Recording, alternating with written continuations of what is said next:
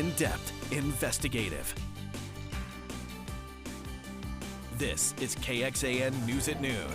Austin City Council members are asking for clarity about how involved local police are required to be in federal immigration actions. They say more clear direction is needed after a police decision last week to flag ICE on a Honduran mother and her 5-year-old daughter. They were picked up by ICE as a result. Joining us now to talk through this and through some of their concerns, as well as actions the city could take next, is Councilmember Mike Siegel. Councilmember, thank you so much for joining us today. Thanks for having me. We appreciate it. So you and a few other council members put out a lengthy statement about this particular situation, and in that you pointed out that the woman in question had an administrative warrant from ICE. Help our audience understand why that was key to highlight for you all. Well, thank you so much for covering this. I know this is an area of big concern for Austin residents. A lot of my constituents are writing in, asking how the city can keep them lawless ICE action. And this area of administrative warrants is really important. By contrast with some other procedures that ICE uses, so-called detainer requests, for example, which are mandatory, an administrative warrant is signed by a single ICE agent. It's not reviewed by a judge, and it's discretionary whether the city should respond and support or not.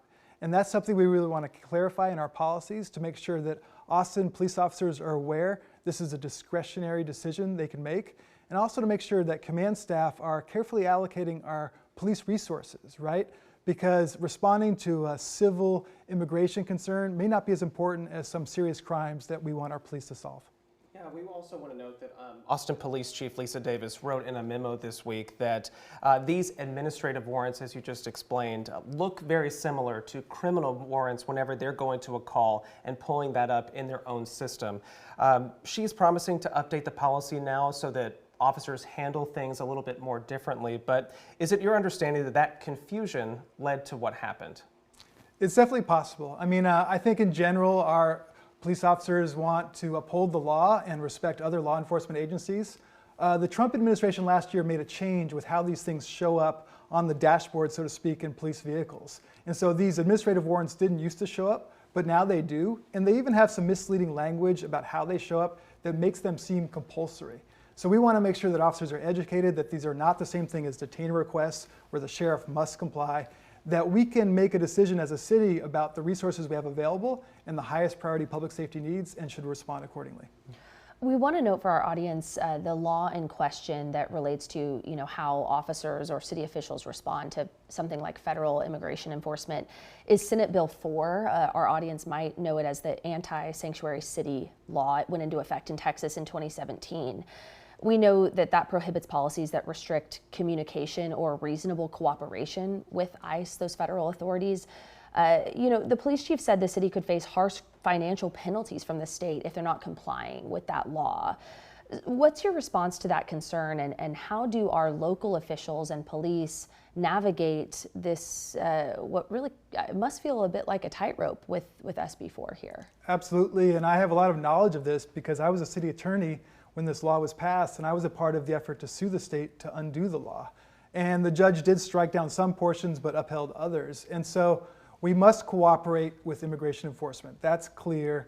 And our police chief could face sanctions, could be removed from office if we had a policy that refused cooperation. But in this type of instance where it's a discretionary cooperation, an administrative warrant, we can consider factors, how many calls we're getting, whether we want to protect a victim of crime, how long we would make a certain person wait for ICE before they're coming picked up. We can consider these factors, and really it comes down to two terms, necessary and reasonable. And so if we believe it's unreasonable to wait for ICE or it's unnecessary, our command staff can direct an officer to move on to the next call. And speaking about what might come next, what kind of work do you think needs to happen at the city level to negotiate and walk that line maybe a little more clearly of not jeopardizing state funding or even other types of penalties the state might levy against the city while still pushing back on some of the things you all object with on federal immigration policy? Well, I think it's going to start with updating the general orders to make sure that we're really specifying what officers should do in the case of an administrative warrant, and that we're training command staff on how to balance all of the factors to kind of fulfill our public safety objectives and also live up to our values as a community. So that's the first step. But I think we also want the community to know that the council is really hearing their concerns. I mean, My fellow council member Paige Ellis represents the Oak Hill area, and there's a lot of parents calling in. Why are we complicit, as it's perceived to be, in separating a family or potentially threatening a child whose mother has, I guess, a questionable immigration status? And so we want everyone to know in Austin that we really care about these concerns. We're going to do everything we can to prioritize local public safety and not waste our resources on federal immigration actions.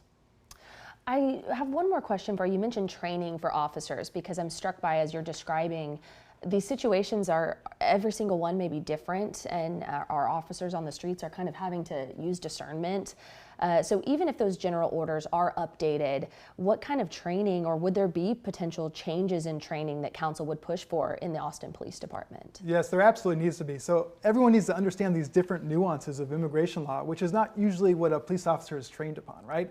They're trained to enforce criminal laws, and these are not criminal laws. These are civil laws. And they may not understand the difference between an administrative warrant that is not signed by a judge, that is not criminal, versus another warrant they might see day to day. So we really need to do that training.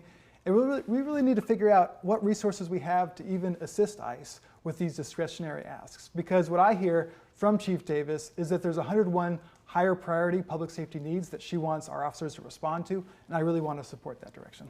Well, Councilmember Mike Siegel, we will leave our conversation there, but of course there'll be much more to come, obviously, with the changes that might be happening here in the city. So thank you again for joining us and for sharing some more context about this. Thanks so much for having me.